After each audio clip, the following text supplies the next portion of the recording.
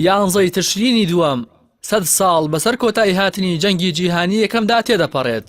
جەنگێک کە زیانی گیانی و ماڵی گەورەی بە بەشێکی گەورەی دنیا گەیاند.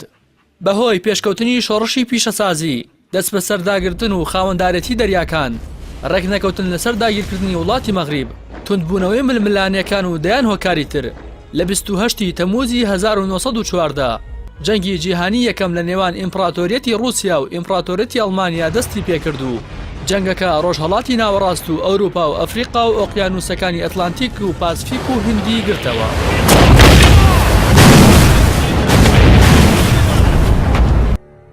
لە 28 حوزەیرانی 1940 میراتگری تەختی پاشایەتی نەمسا و هاوسەرەکەی لە کاتی سەردانێکیاندا بۆ سەراڤیۆ لە ناوچەی بۆسنە و هەرسک لەسەر دەستی خوێندکارێکی سربی تیرۆر کران کە ئەم ڕووداوە بوو بەهۆی گڕسەندنی ناڕەزایەتی نەمسا بەسەر سڕبدا و ئاگری جەنگی جیهانی یەکەمی هەڵگیرساند.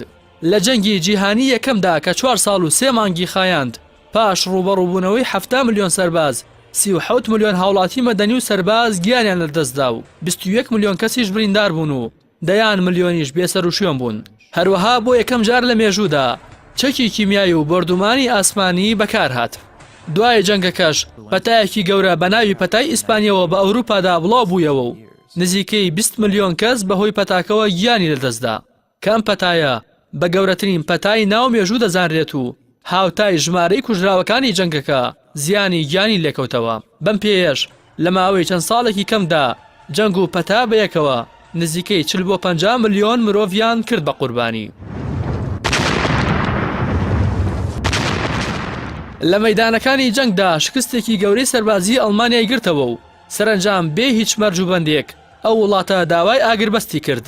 بەڵام هاوپەیمانان وتوێژیان لەگەڵ حکومەتە ئیمپراتۆریەتیەکە ڕەت کردەوە و پاش پێکێنانی حکومەتی کۆماری لە ئەڵمانیا ئاگربەست بەسترا و شەڕ کۆتایی پێهات. 50 کیلۆمەتر لە دەرەوەی پاریس و لە دارستانێکدا و لە ناو واگۆنی شەمەندەفەرێکدا ڕێکەوتنی کۆتایی هێنان بە جەنگی جیهانی یەکەم واژۆ کرا. دواتر فەڕەنسیەکان مۆزەخانەیەکی تایبەتیان بە دەوری ئەو واگۆنەدا دروست کرد و وەک سیمبۆلی سەرکەوتنی خۆیان بەسەر ئەڵمانیەکان هێشتیانەوە. لەو ڕێکەوتن نامەیەدا ئەڵمانیەکان ناچار کران پارێکی زۆر بە فەڕەنسا و بەریتانیا و زیان لێکەوتوەکانی تری جەنگەکە بدەن. بە جۆرێک دوا هەمین پشکی ئەو پارەی ئەڵمانیا بە فەڕەنسایدا لە ساڵی 2010 کۆتایی پێهات. سودمەندی یەکەمی جەنگەکە ویلایەتە یەکگرتووەکانی ئەمریکا بوو لەبەر ئەوەی لە دوای شەڕ و لە ئەنجامی وەرگرتنەوەی قەرزەکانیدا بەبێ ئەوەی جەنگەکە خاکی وڵاتەکەی بگرێتەوە ئەمریکا لە سەدا 45 ئاڵتوونی یەدەگی جیهانی بەدەستێنا. ساڵانە یادی کۆتایی هاتنی جەنگی جیهانی یەکەم دەکرێتەوە.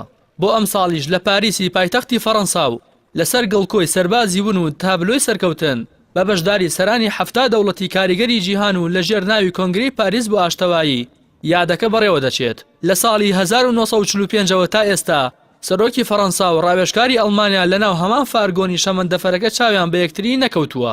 بەڵام وا بڕیارە لە ڕێوەڕەسمی یادکردنەوەی ئەم ساڵدا و بۆ یەکەم جار ئێمانوێڵ ماکرۆنی سەرۆکی فەڕەنسا و ئەنگێلا مێرکڵی ڕاوێژکاری ئەڵمانیا لەوێ چاویان بە یەکتری بکەوێت.